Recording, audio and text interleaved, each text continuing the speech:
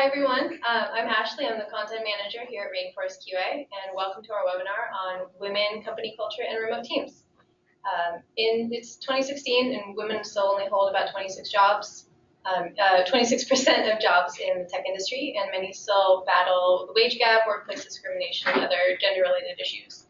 So today we're bringing together 4 of the women at Rainforest to talk about their experience working on Rainforest distributed team. And share their thoughts on how remote work might help alleviate some of the issues that women in the tech industry face. So we're just going to start the conversation. We'll have some time for Q&A at the end, so if you'd like to ask our panelists anything, go ahead and input those questions in the question box.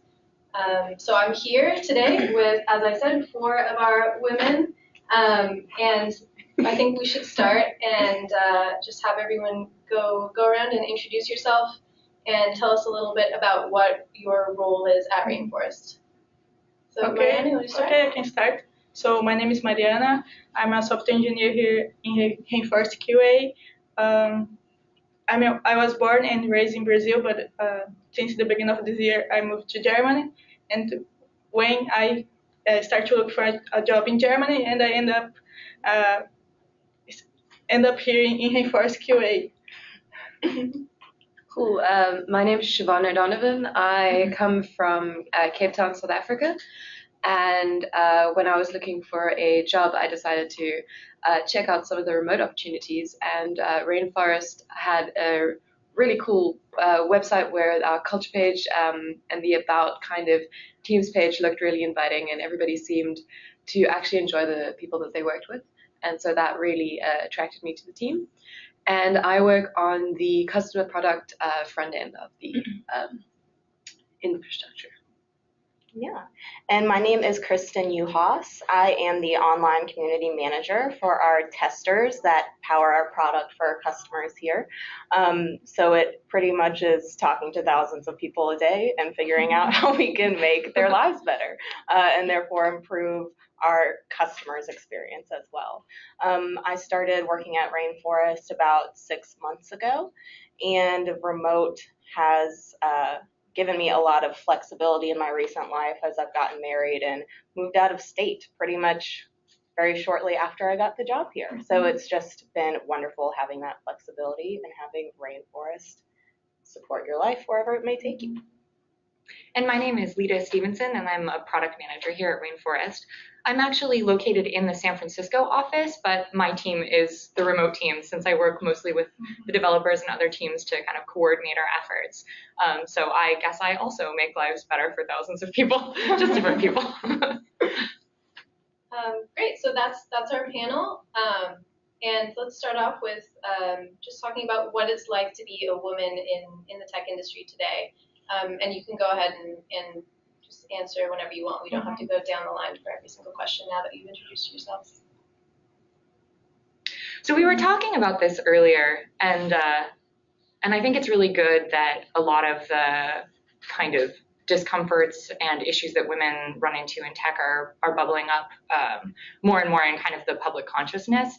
I feel like we here at Rainforest are actually quite lucky. Our company is very supportive, and I personally have never felt extreme discrimination or even mild discrimination while working here, but we're still very aware of sort of the nebulous problems that people, women in tech in general, experience in the community. So I think it's good to discuss these issues, whether or not we're sort of fortunate here. Yeah, and like Leta said, we're very fortunate here, and we were talking about this as well. We realize that we represent a very small kind of demographic of the women in tech, and we know there are a lot of challenges out there. And there are times where you're in a meeting or something and someone might talk over you, or you'll say something and then a man might say the same idea, and then all of a sudden, people listen to it more.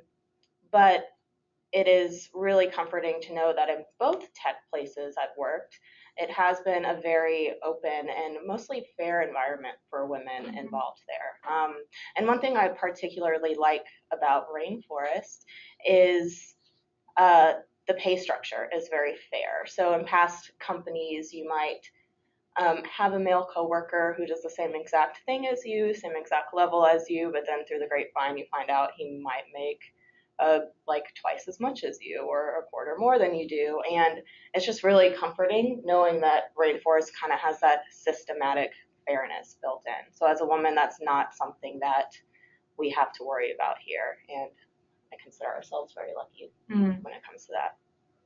Yeah, as women in tech, it definitely puts us at a slight disadvantage into if you have a very kind of meek and mild attitude in general. If you're very accommodating, not everybody is, but I find myself often agreeing in order to kind of avoid the conflict instead of putting my opinions across and then having to, in an email later, be like, hey, actually, that was a terrible idea. This is what we should do for this reason. And I find myself overthinking a lot. And at Rainforest specifically, I have been encouraged to voice my opinions. And if you kind of in a meeting say, but never mind, there is often a male coworker or a female coworker that will say, no, listen, we want to actually hear what you have to say, which is something that I very much appreciate. At teams that I've worked with in the past, it hasn't always been the case. And just coming from I have a very standard computer science background in that I went to college for computer science, and many of my colleagues didn't believe that I was as intelligent as them purely because I was a woman, and felt that I got scholarships or extra projects not because my application was objectively better, but because they needed to meet a quota. And so that is something that I haven't found here, and that is something that allies in the community actively try to avoid doing, and especially because of the remote environment, our communication is very direct, and it is very to the point, and it is very timeous. So if anybody feels they're being discriminated against, or someone notices that you are accidentally discriminating against yourself, they will point that out to you on the spot so that you don't sit and worry and get frustrated, which is what I appreciate about the remote working environment. Yes, this is something that I also like about working remotely, is that it's more easy. For example, for me, I'm not the kind of person that you raise the voice in a discussion. So in this remote environment, I have the opportunity to think about it and then express myself later. And this is something that really helps me to be able to participate more, be more participative in the team, for example. Yeah, that's a really good point. I know historically I've had it's very difficult for me, especially to disagree with someone. Like if I disagree with someone's point, I tend to sort of intimidate myself down and not express my opinion.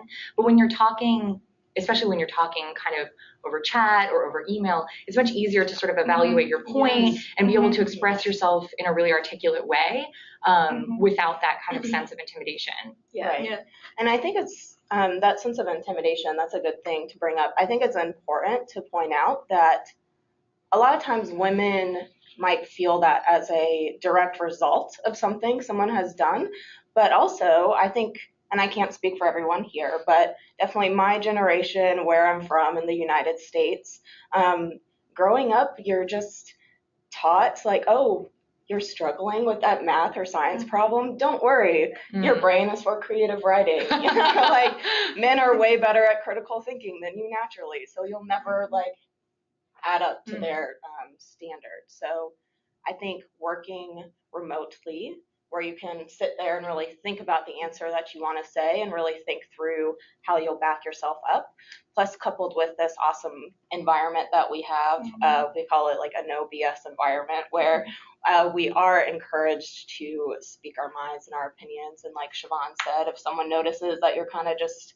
like fading in the background because you feel uncomfortable or insecure about what you want to say, you'll get called out for it. And it might be a bit uncomfortable at first, but it's been, I think, a really great thing as far as building confidence and coming out of your shell and being able be like, no, I'm actually a pretty good analytical thinker. I can do all of this stuff. So. And Oh no, go ahead. in team meetings, they often try to create like a space where it doesn't you don't get judged for what you say, even if it is something silly, or even if you ask a question that has been covered millions of times.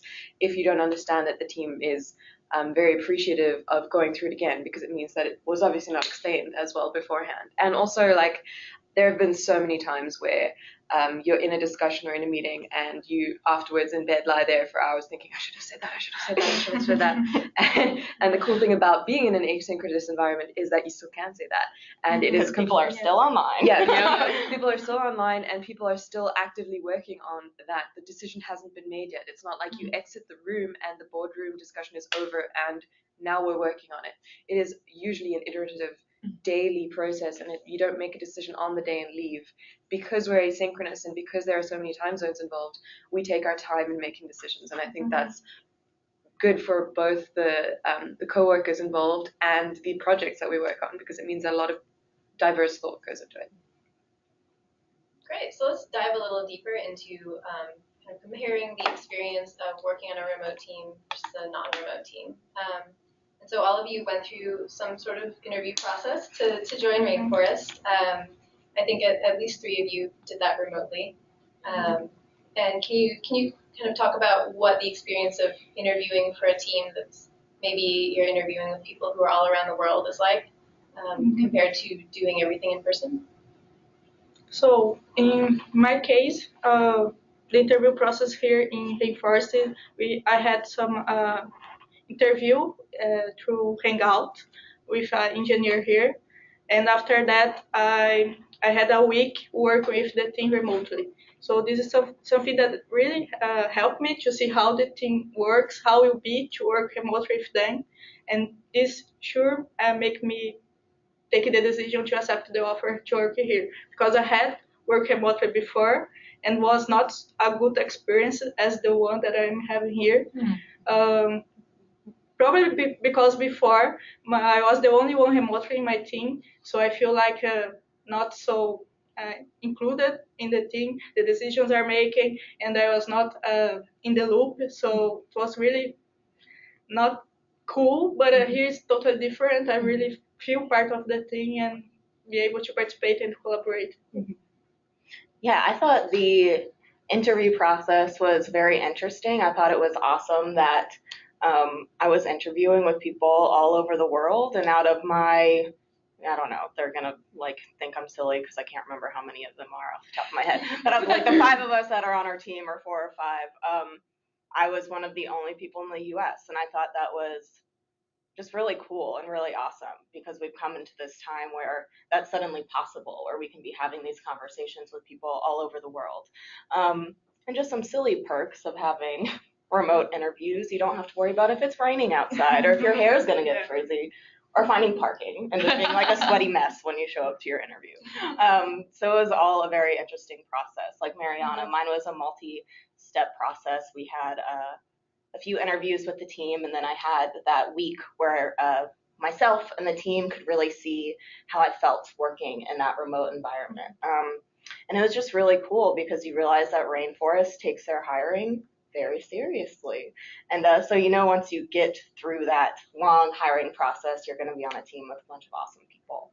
So it was definitely an intense yet good experience. Yeah, definitely. My interview experience was similar to Mariana's in that we also, what we do is we have a half an hour like tech screen, just to make sure that you are a developer and not a different a type of technical worker, that you actually are a developer that enjoys writing code. And specifically for the front end team, they want you to do JavaScript. And so then there's a hack hour where you have to work on your own project. And then you do the 1 week working with the team. And I really appreciated that, because coming from having had quite a few internships where on the first and second day I was sitting there going, I have to have 6 more weeks of this. How the hell am I going to handle it? I hate these people, and they obviously don't like me either. And so working with the team, working remotely, it gave me a experience of how to actually do things asynchronously. I got a lot of advice from people on if I were to join the team afterwards, how they actually manage their time and how they approach it, because I had never worked remotely before, and that was very cool and very helpful. And then also being able to try out the work that you're doing, working on the infrastructure that what you're working on, and with the actual people that you're going to be working with is great. And now sitting on the opposite side, being part of the hiring team for my team itself, I see that every single employee on that team gives their yes or no and gives feedback afterwards, and that also feels really encouraging because it means that everyone on the team wanted me to join. And it's something that I haven't experienced at other companies, because it's usually just the hiring manager and the one person that interviewed that decides yay or nay, and that person might not fit in with the team, might not have the same work ethic, might not work well with others on the team. And I thought that was a really cool experience. Also, I did my interview at 4:30 in the morning, and was in my pajamas in bed drinking coffee. And so that was also a wonderful experience, because it meant that, like you said, you don't have to rush through town traffic, try to appear relaxed while you're sweating and and trying not to cry.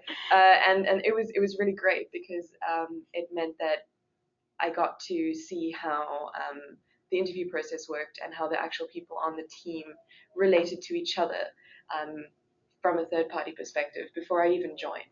And that made me appreciate it a lot more. Great. So one of the interesting things from my perspective on seeing everyone go through their interviews is, compared to other companies, is a lot of times when we have interviews in person, there's so much focus on how you carry yourself, what type of person you are, how socially adept you are, and everyone's nervous when they go into interviews. So it's really interesting that we do our interviews the way we do. I think it puts a lot of emphasis on your skills and how you actually work with other people, rather than just how good you are at selling yourself. And also how good you are at learning how to be a software engineer, the interview manual, and how good you are at memorizing how to do a whiteboard problem, because that's a lot of software engineering. A lot of people get their jobs purely because they were really, really great at memorizing all the textbook problems instead of actually working through and working on the product, which is what I really appreciated. Great. So we've already talked a little bit about the pros of working in a remote environment, but what are the perks? What are the things that you really love about working remotely? The flexibility. I have more time to spend with my family. I don't have to commute 2 hours to go to work, for example.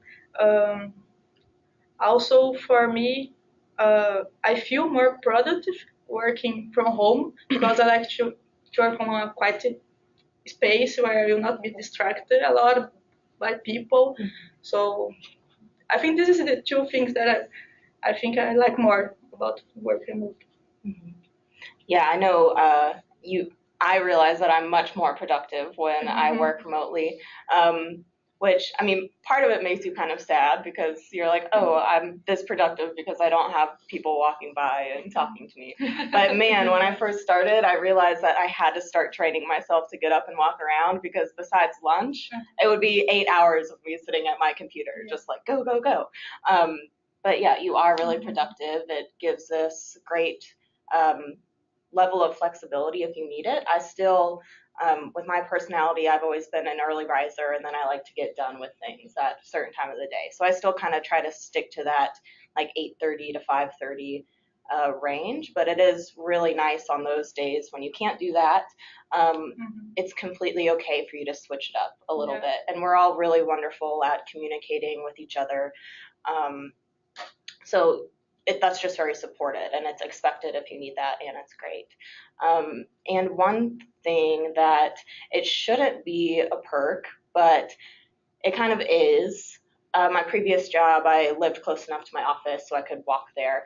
And as a woman, you learn that if you walk places, you'll usually get like harassed or street like heckled or something like that.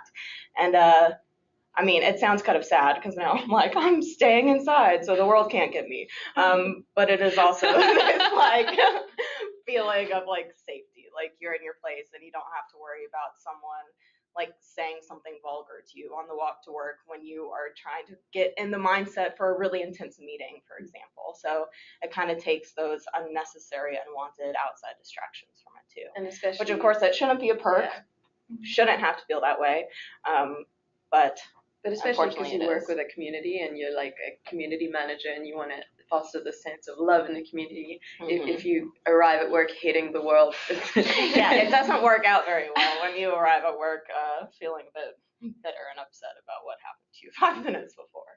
But yeah, I would say even as an in-office employee, having a really remote team allows us flexibility as well. So we have an open office floor plan, which is really good because it fosters collaboration. There's a lot of conversation that goes on at any time, but it can also be enormously distracting. And because so much of our team is remote, it means that if you have a project that you really need to buckle down and finish, you can just say like, all right, I'm going to work from home for a couple of days, and that's not a question. It's completely fine. And you don't run into the, well, do you really work when you're at home? There's just an assumption that you're as productive wherever you are. Yeah, it's nice. I know, at least I never feel this way. We work remotely, but we don't feel micromanaged. Like we trust each other to do our stuff. Because I think if you're hired to work remotely, there's this expectation from your coworkers and within yourself that, okay, I'm not going to be the person that like sits on my couch and watches TV when I should be like doing work. So it does foster this sense of like ownership and discipline, and it's pretty cool. And one of the things that I was looking for when I was looking into remote jobs in general, I read a few books on it and kind of followed a lot of people that are thought leaders in the remote work industry. And one of the things that everybody highlighted was having a remote first company. And I think we really get that down, because if you are the only remote employee, like you said, meetings happen, and they don't happen over Hangouts. They happen in a room, even if it's just 3 people that say, oh, let's just catch that boardroom quickly and have a discussion. Never gets updated on Slack. Emails don't get sent out.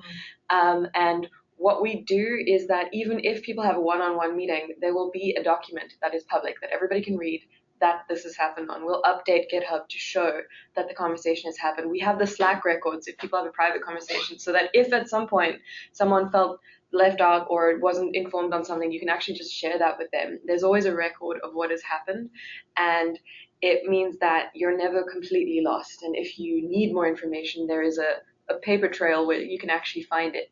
And that was something that I really appreciate about working remotely, is that working in an office, you often, if you're off for a day, it takes you a week to catch up because there were so many micro decisions made while you weren't there. And I think that is really cool, because it means that if you do need to take time off to take care of your family, or you do have an emergency of some sort, even if you work in the office, the way that the office and the company is run means that you can catch up immediately, and you can catch up on the go. Like I was out for the count for about 2 weeks because I had to go to hospital, and I could stay updated. I knew exactly what was going on. I wasn't working because I couldn't, but I could still make sure that I knew what was happening with the company. And it's made me feel a lot less lonely in that respect, which is good. And also, just one of the perks that I find from working remotely is that I know cats aren't actual children, but they do need to be monitored, especially if they're too small to ensure that they know what a litter box means. And so it just means that I can be home and I can take care of the animals. And as my parents are getting older, I can meet up with them more often. I can meet my mom for coffee twice a week, and we can actually have a relationship that isn't severely affected by if you have your first job, you want to be there on the count all the time, and you don't really have time for family. And in this way, I can make time for both, which is really nice. And just to add to that, while currently none of our remote women are mothers, I think, that I'm aware of, we do have some men at the company who are fathers and have young children and work remotely, and it's been great to see how they're able to, help raise their children, and they'll pop into some of our meetings occasionally when we're on Hangouts. So yeah, having a remote workforce definitely does seem to be a good way of fostering work-life balance in kind of a unique way. You can be on hand. And you can, often we've had to, we've had meetings where some of our coworkers' children are just chilling on a lap, and we'll be coloring in our book, and you'll just have this meeting, and it's completely accepted and it's fine. And I think that's really beautiful, because it means that, especially in the 21st century, it's still not quite socially acceptable for men to have as much of a role in raising their children. And so while I think remote work being a perk, that when I become a mother, I will be able to spend a lot more time at home with my child, it means that fathers can do the same. And I really think that that is a step forward in just being on hand for the youth. Great. So let's get into maybe the things that aren't so great about working from home. And to keep it from getting too negative, what are the things you dislike about remote work, and what do you think we're doing here at Rainforest or at other companies to kind of help alleviate those issues? To compound on something that Siobhan mentioned earlier, we try to have a record of all of our interactions. Slack plays a huge role in our company culture. It's where a lot of our kind of silly daily conversations happen, so that everyone who's not in the office can still engage in those kind of chit-chatty conversations. I think one of the biggest challenges, definitely like Siobhan has kind of touched on already, is it can get lonely. No matter like how introverted and productive you like to be, it can get lonely sometimes. But Rainforest has this really awesome system in place where we get together every few months, and that's usually a very energizing situation where you finally get together. Yeah, which is why we're all here. So I think loneliness is definitely a factor, but it's something that you can really try to combat with that kind of stuff. And we, on my team at least, we try to make a point to have a one-on-one with one of our random team members once a week. And it doesn't even have to be talking about work. It can just be talking about whatever's going on in your life. So loneliness is definitely a challenge. And I think the other challenge I already mentioned is just getting up from your desk and remembering that you need to move around and be healthy and not like cooped up in your little bat cave all day. Like my husband comes home constantly and just like opens the windows and it's like a flood of light, and I realize I've been sitting there like a little cave troll or something. But so that's definitely been a challenge, but something that Rainforest has been doing this past month is pretty cool. We're all having like a fitness month competition where we're encouraged to, no matter what level you're at, you're just like encouraged to get out and move. And I think little initiatives like that are really helpful when it comes to that kind of stuff. Something that I've recently kind of thought about is that everybody's got issues and everybody's got problems, whether it be at home, whether it be internal or external. And it is very easy. A lot of people's way of dealing with that is diving into work. And what people usually mean by that is actually going to the office or going out and exercising, becoming a gym bunny or whatever, leaving the house, leaving your problems behind so that you can work through them and process that. And I think that as a remote employee, mental health issues or just issues with family or any kind of problems that you have, you can't leave them because you're at home. If you have OCD, or if you have anything that limits or affects your quality of life, if you have issues with your parents that you live with, anything like that, you can't leave it at home.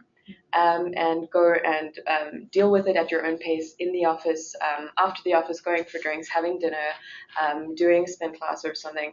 It's something that as a remote employee, you really have to push yourself to get out and do things. And I think that it is very easy to fall into a trap of being alone, being secluded, and becoming almost intentionally hermetizing yourself, especially if you're dealing with things.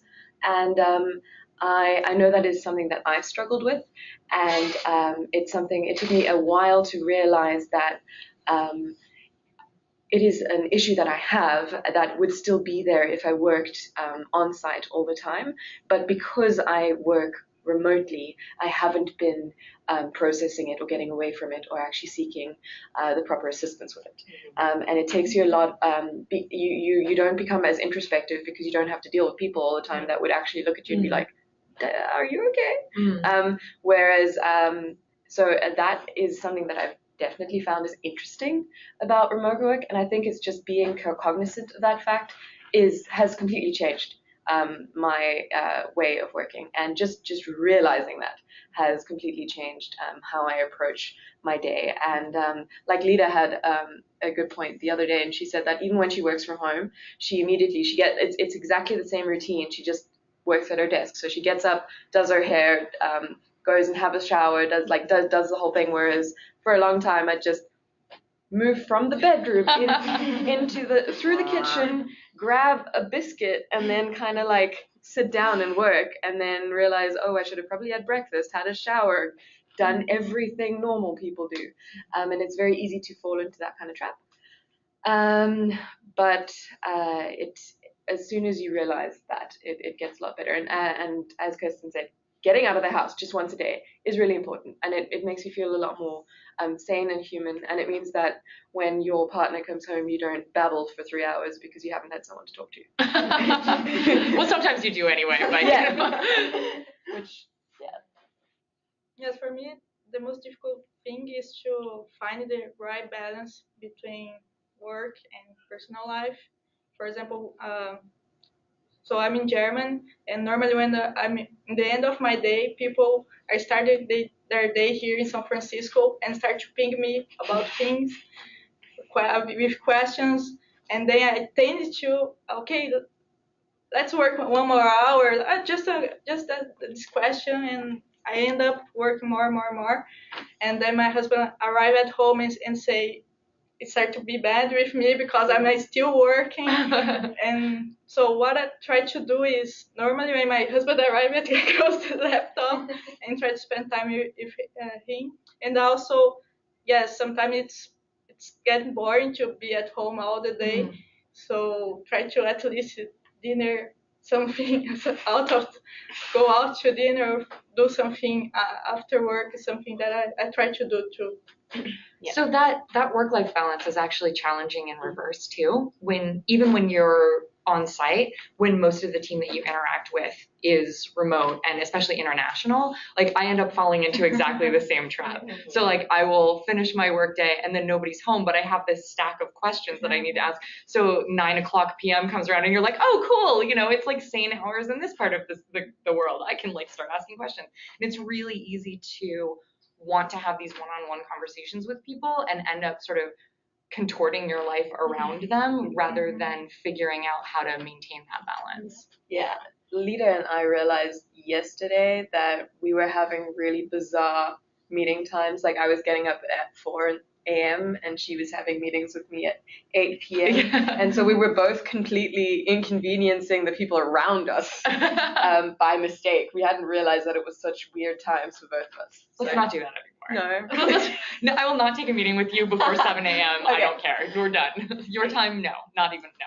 I think one more challenge is I've always been like a healthy level of socially awkward, right? But definitely, I have no idea how that goes. No idea. But definitely the last 6 months has made me a bit more socially awkward, I'm sure. Like not being around people all the time. Every time there's a party to go to, you're like, oh, I have to talk to people. I face forgot to face. how to What talk. happened? What do I do with my hands? But again, that's where these situations like us all coming together a few times a year is really helpful.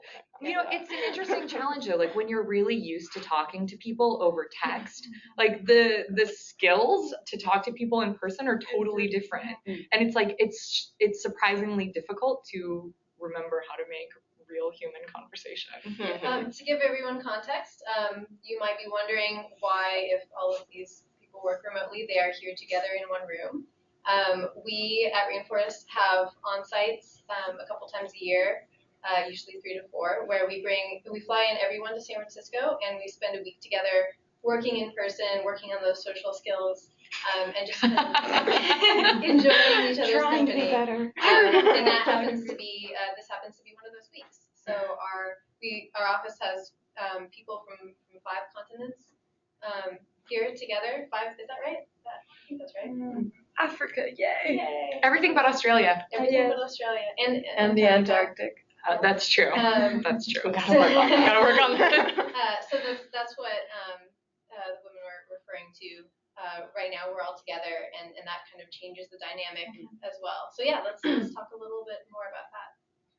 One thing that I do notice is that somebody, I think Fred, he's our CEO, he mentioned to me that trust is only 6 months long.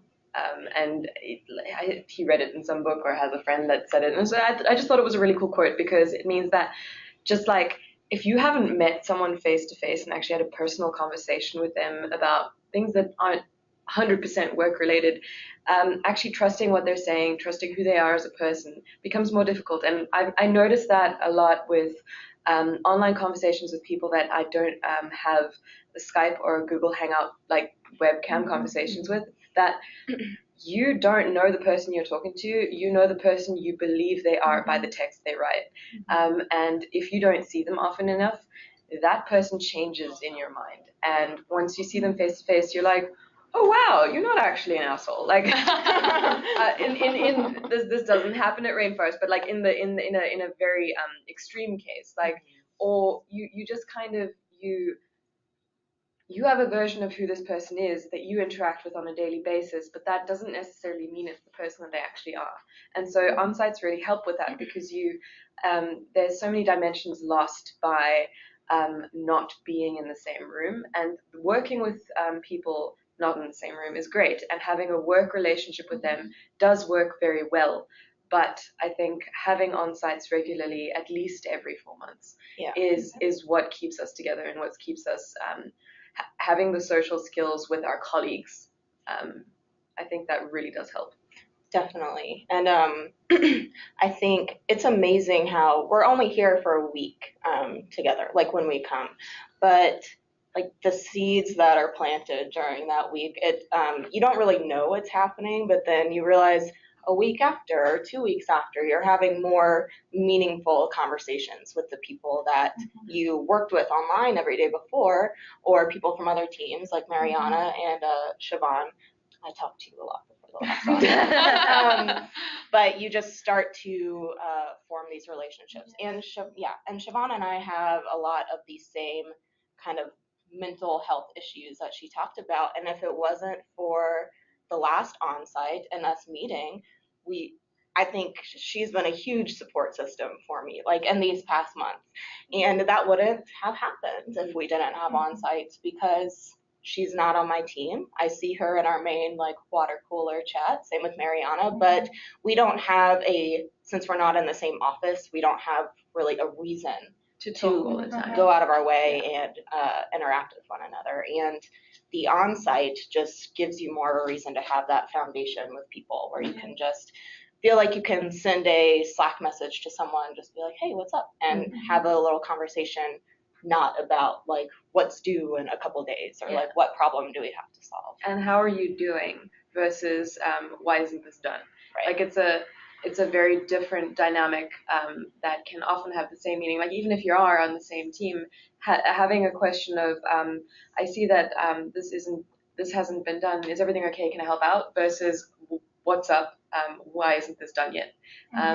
Those kind of short messages don't really happen if you meet up all the time. It's because you actually know the person. You're not just colleagues online. You actually you enjoy each other's company, and you want to make sure that the people that you're working with are actually all right.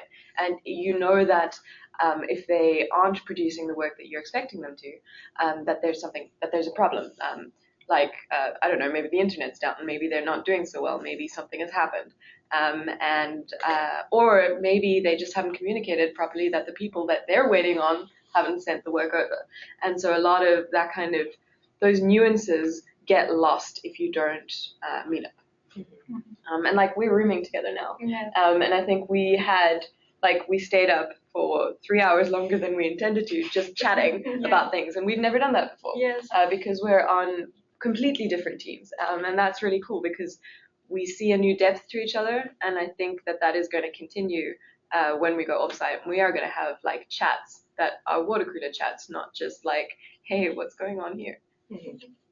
Great. So we only have a few minutes left. I don't see any questions in our GoToWebinar right now, but we have a couple internal ones from people on the team. How do you, and this is kind of maybe extrapolating out to how people can take what you've learned from working on a remote team and apply it to their own lives. How do you stay motivated without having your team physically present? And we've kind of touched on this, but if there's any other little tidbits of advice that you'd have for getting the most out of being a remote worker, what would it be? Being motivated is very hard. Relying on motivation alone isn't enough, for me at least.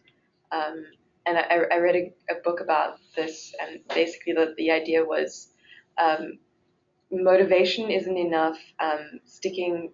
Determination and discipline is what you need to do in order to get into a sense of flow. Because once you get there, you're golden. And once you get into what you're working on, because we all actually love what we do, but starting is at least my problem.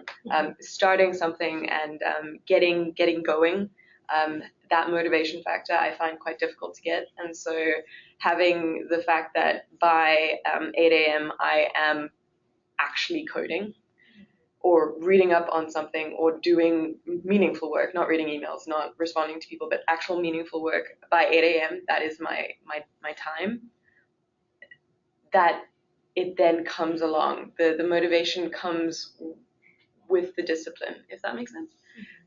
Because relying on motivation alone doesn't really work for me. I'm only motivated like by inspiration maybe twice a week.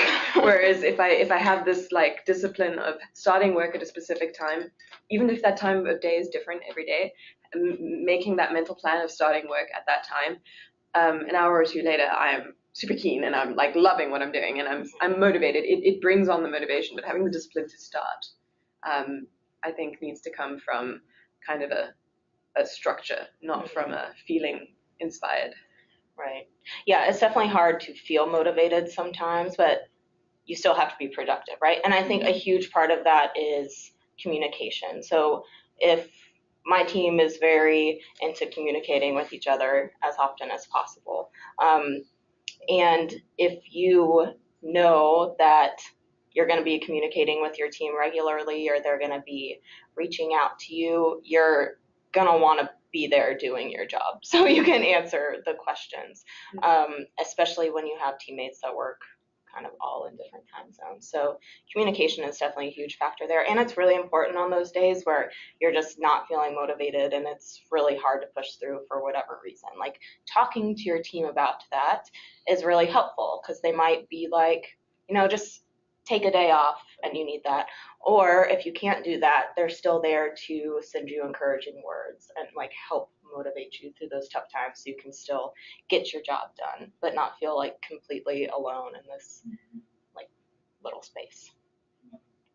I agree. I think communication for me is what works better to keep me motivated. For example, sometimes you get stuck in a problem and you don't know what to do. So at least you can talk with someone and see if it can help you, and maybe talking you figure out what can be done. Great.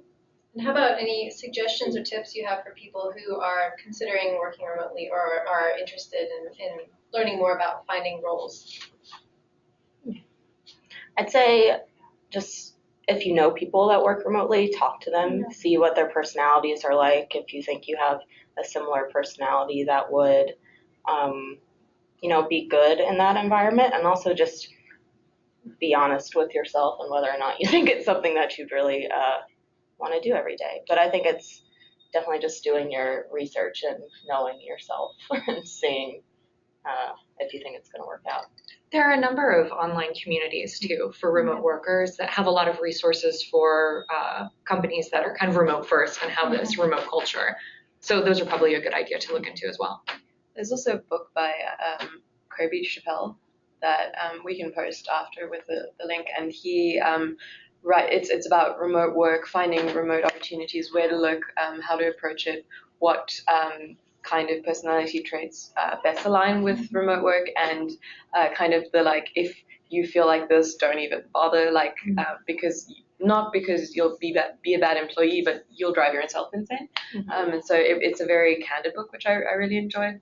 One of the things that actually really applies to the women first, like the women in tech and in remote work issue, is that I wouldn't have found this job if my fiance, who's also in tech, hadn't sent me the Hacker News jobs posting, which is something that I don't read purely because I don't like the interface.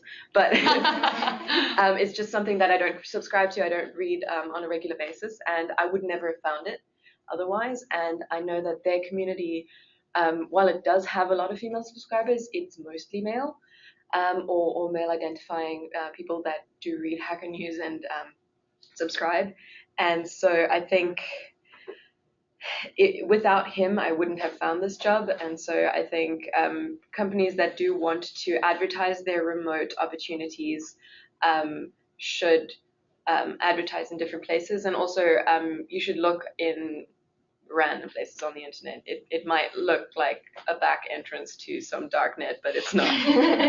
Just a bad interface. Yes. All right, cool. And if anyone out there is interested in learning about remote jobs at Rainforest, we always have openings, or often have openings. You can check them out at rainforestqa.com/jobs.